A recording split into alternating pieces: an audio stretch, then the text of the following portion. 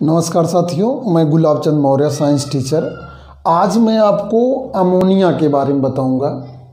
Ammonia जो जीवों में उत्सर्जन का एक अभिन्न अंग होता है कि मैक्सिमम चीज़, जैसे मनुष्य और जानवर यूरिया रिलीज करते हैं, पक्षी यूरिक एसिड रिलीज करते हैं, और जो जंतु होते हैं ख़ास तौर से जो पानी में पाए जाते हैं वो अमोनिया एक्सक्रीशन में रिलीज करते हैं। तो हम अमोनिया की केमिस्ट्री के बारे में जानते हैं। अमोनिया का सूत्र होता है NH3 होता है। NH3 होता है। इसमें जो है एक नाइट्रोजन का मॉलिक्यूल और 3 हाइड्रोजन का मॉलिक्यूल जो है मिलकर ये बनते हैं। नाइट्रोजन का परमाणु क्रमांक आपका 7 होता है, जिसका इलेक्ट्रॉनिक विन्यास 2 और 5 होता है। हाइड्रोजन का परमाणु क्रमांक 1 होता है और इसका इलेक्ट्रॉनिक विन्यास भी 1 होता है। नाइट्रोजन के बाहरी कोश में 5 इलेक्ट्रॉन हैं, इसलिए इसको अपना अष्टक पूरा करने के लिए जो है 3 इलेक्ट्रॉनों की ज़रूरत है। यदि यह 3 इलेक्ट्रॉन प्राप्त कर लेता है तो इसके अष्टक पूरे हो जाएंगे। अष्टक एक ऐसी व्यवस्था है जिसे हर परमाणु जो है प्राप्त करना चाहता है। इससे उसमें स्टेबिलिटी आती है और वो लंबे समय तक स्टेबल रहता है, फिर रिएक्शन करने की उसे ज़रूरत नहीं पड़ती। तो हर चाहे कार्बन डाइऑक्साइड हो, ऑक्सीजन हो, मीथेन, एथेन, हर परमाणु इस तरह की बॉन्डिंग करता है जिससे दोनों परमाणुओं के अष्टक पूरे हो जाएं। अष्टक अक्सर जो है अक्रिय गैस का इलेक्ट्रॉनिक विन्यास होता है। ये देखिए नाइट्रोजन। उसके बाद नाइट्रोजन में देखिए इसे ब्लू कलर से दिखाया गया है। इसमें ये क्रॉस के रूप में 5 इलेक्ट्रॉन शो किए गए हैं। ये जो 5 इलेक्ट्रॉन, और ये देखिए जो हाइड्रोजन के हैं, हाइड्रोजन के एक इलेक्ट्रॉन को शो किया गया। एक इलेक्ट्रॉन।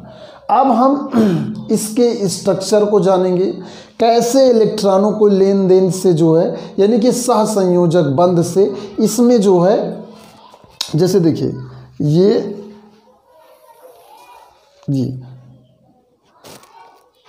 इस तरह गोला बना देंगे और ये इस तरह गोला बनाएंगे। देखिए अष्टक के नियम में मुख्यतः बाहरी कोश में 8 इलेक्ट्रॉन होना चाहिए, क्योंकि सभी अक्रियों गैस के बाहरी कोश में 8 इलेक्ट्रॉन होते हैं।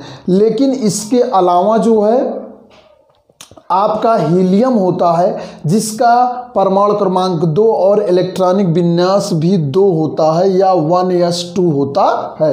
अर्थात 2 इलेक्ट्रॉन भी अष्टक की एक व्यवस्था है, यानी कि 2 इलेक्ट्रॉन भी उसी तरह स्टेबल होता है जिस तरह 8 इलेक्ट्रॉन बाहरी कोश में स्टेबल होते हैं। तो यहाँ पर जो है आपने ये देखा, हाइड्रोजन के बाहरी कोश में 2 इलेक्ट्रॉन, और इस हाइड्रोजन के भी बाहरी कोश में 2 इलेक्ट्रॉन, इस हाइड्रोजन के भी बाहरी कोश में 2 इलेक्ट्रॉन, और यहाँ पर जो है आपका नाइट्रोजन के बाहरी कोश में 5 इलेक्ट्रॉन। इसको टोटल चाहिए 8 इलेक्ट्रॉन।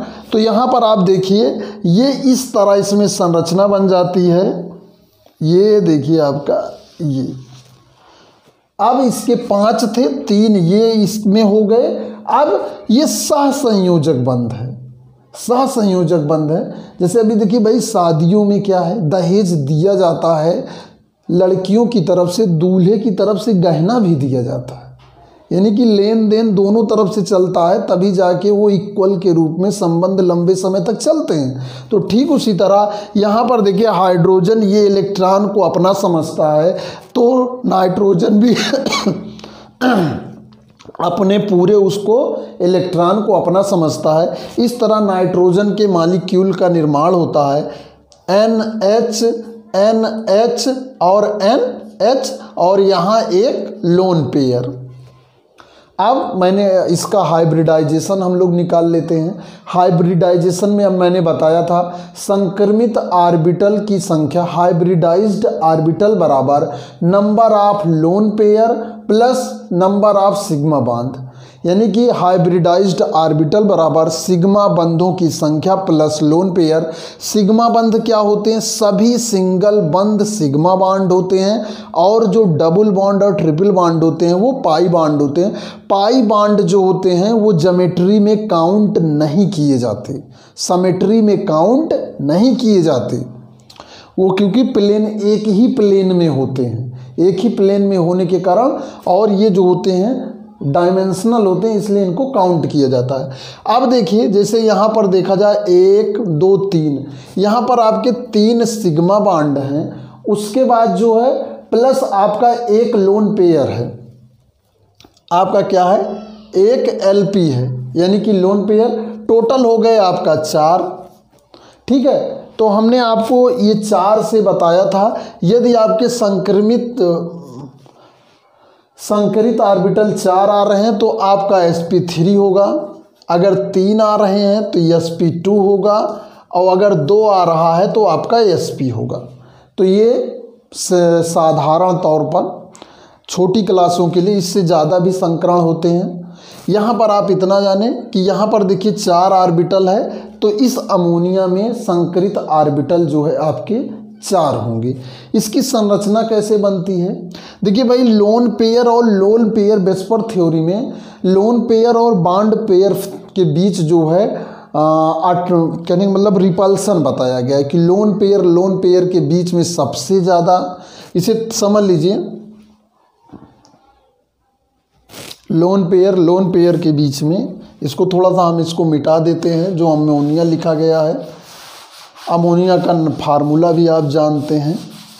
देखिए जैसे क्या होता है, अमोनिया की संरचना वैसे बनाई जाएगी, तो जैसे N है तो इसको एक ऐसे लोन पेयर से दिखाया जाएगा ये, उसके बाद इसको ऐसे मान लेते हैं, ऐसे करके दिखाया जाएगा टेट्राहेड्रल कंडीशन में।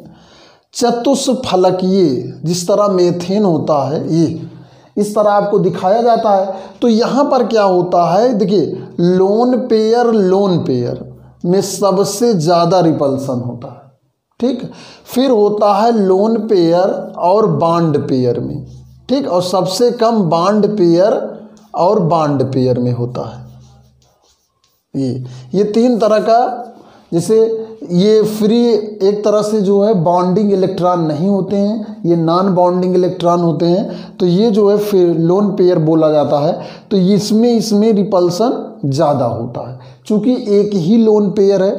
अगर एक और लोन पेयर होता, जैसा कि आप वाटर में देखते हैं, उसमें 2 लोन पेयर होते हैं। ऑक्सीजन के 4 इलेक्ट्रॉन अर्थात 2 लोन पेयर होते हैं, वहाँ 2 बॉन्ड होते हैं, यहाँ पर 1 लोन पेयर और 3 बॉन्ड होते हैं। तो इसकी जो है टेट्राहेड्रल कंडीशन से थोड़ी सी कर्व होती है। 100% जो है ये जो है वेस्पर थ्योरी में ज़्यादा डिटेल जानेंगे। तो यहाँ पर आपने क्या देखा कि ये अमोनिया की संरचना के बारे में मुख्यतः क्या है, अमोनिया क्या होती है। देखिए अमोनिया गैस कहाँ कहाँ निकलती है। जिसे हम यूरिया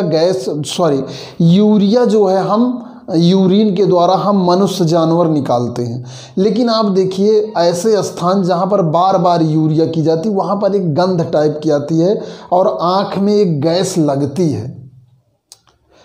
तो उस जगह पे क्या होता है, जहाँ पर मात्रा जो है यूरिया की ज़्यादा हो जाती है, यानी कि जहाँ यूरिया की मात्रा ज़्यादा होगी भाई वहाँ के पेड़ पौधे कहने का मतलब सूख जाएंगे। उसके बाद भी जब यूरिया ज़्यादा हो जाती है तो वहाँ पर बैक्टीरिया वो बैक्टीरिया जो है अमोनिया गैस को रिलीज करते हैं।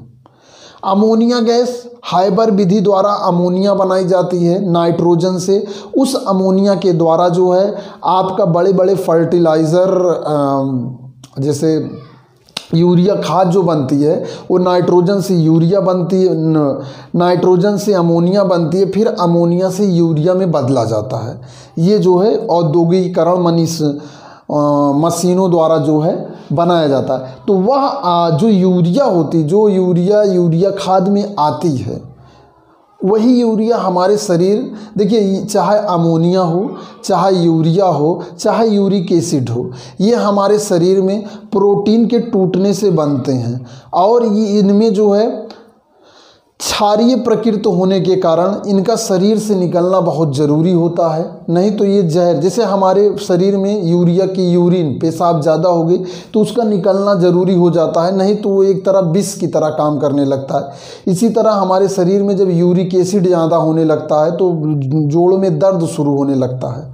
तो ये सब एक्सक्रीशन के माध्यम है, इससे हमारे शरीर के वजन, ये जो अमोनिया के बारे में समझे कि अमोनिया का स्ट्रक्चर क्या होता है, हाइब्रिडाइजेशन क्या होता है, बॉन्डिंग क्या होती है, और इसकी जो प्रकृति होती है, ये लोन पेयर की वजह से इसकी प्रकृति जो है क्षारीय होती है।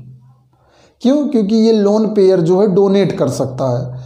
आप जानते हैं कि जो लोन पेयर जो है डोनेट करता है, जैसे लुईस क्षार और लुईस बेस, जो डोनेट करते हैं, लुईस बेस जो होते हैं वो जो है इलेक्ट्रॉन को डोनेट करते हैं, लोन पेयर को देते हैं, जो एक्सेप्ट करते हैं वो लुई एसिड कहलाते हैं। तो इस वीडियो में इतना ही। मैं गुलाब चंद मौर्य, साइंस टीचर। धन्यवाद।